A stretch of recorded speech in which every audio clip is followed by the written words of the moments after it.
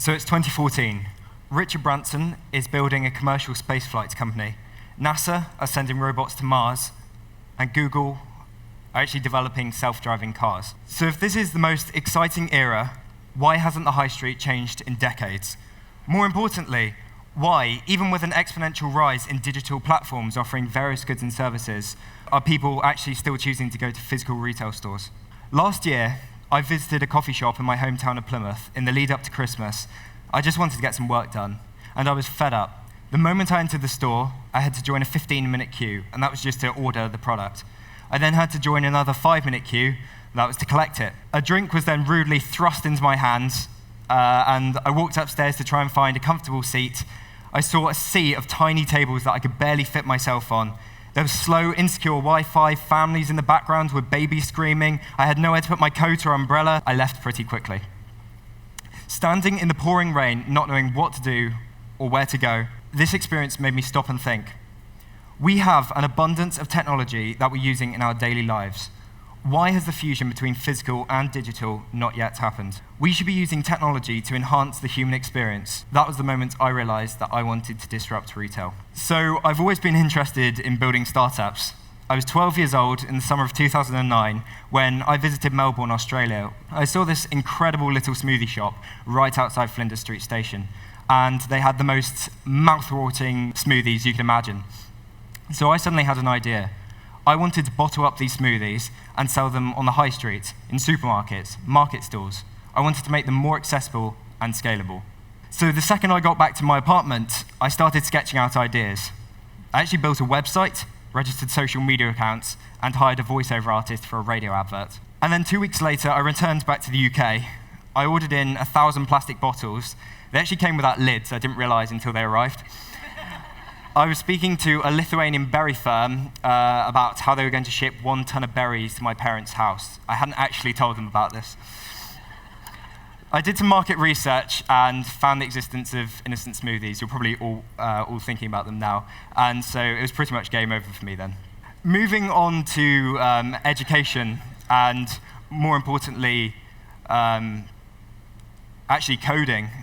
This is what many computer science rooms in schools across the country and around the world look like. They're dull, uninspiring, and they hinder productivity. Imagine if every child in the world could learn how to code. Imagine the infinite possibilities.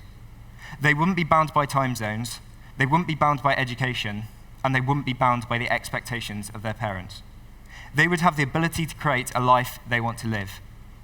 ThinkSpace, I founded last year, is a space in schools around the world where students can come and learn how to code. These spaces are modeled to look like you've just entered Google's headquarters. And so I turned this room into this.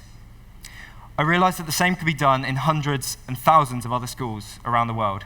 So that's when I took ThinkSpace global. We managed to reach 15 million people on launch. We had emails from over 400 schools interested in actually building their own. We also received attention from Richard Branson, Stephen Fry, Steve Wozniak, and others. One day, every child around the world will be able to learn how to code, and that will be revolutionary. Imagine all the problems they will be able to solve. Knowing that everybody will soon speak the language of code, we can use this insight and apply it to money, for instance. First, we had the barter system, and then we had the gold standard.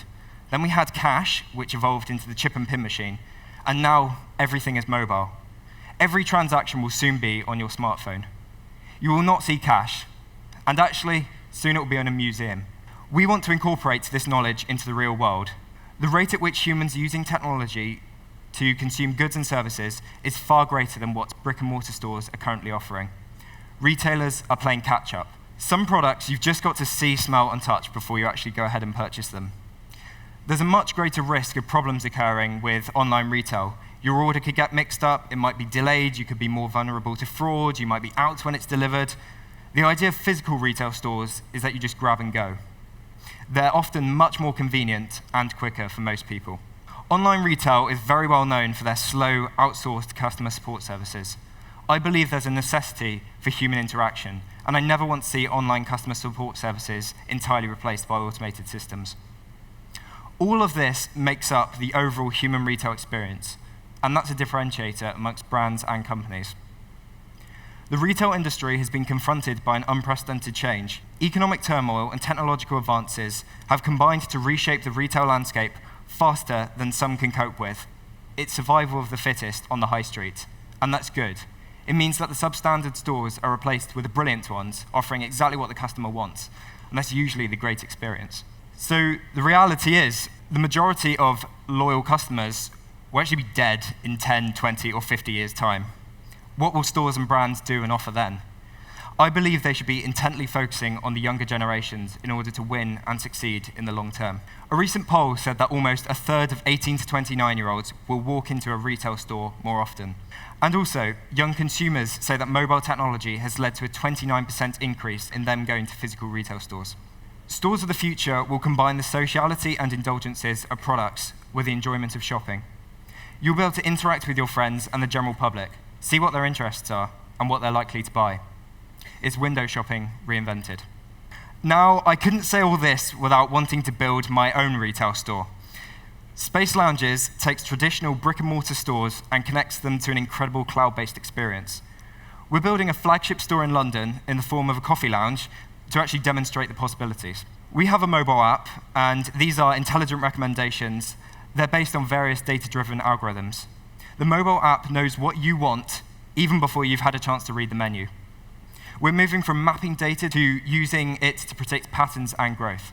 You all know Harry Potter, right? And you know the Marauder's map, where you can see people moving around in real time around a building. This is the closest we're going to get to it in real life.